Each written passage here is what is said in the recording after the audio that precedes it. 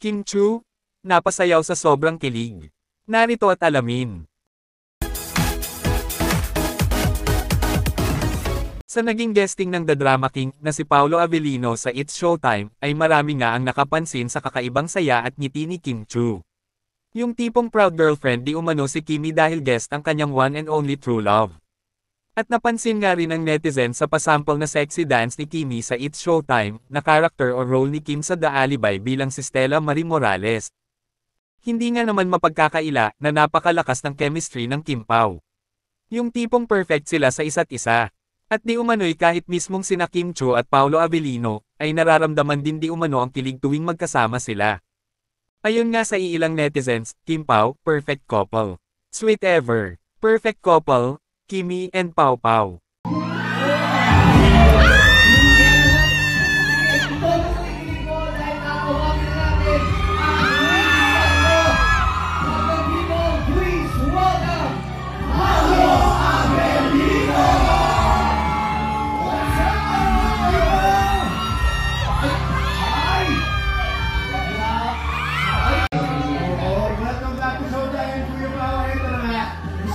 Kasi grabe talaga, nandun ako sa premiere kagabi.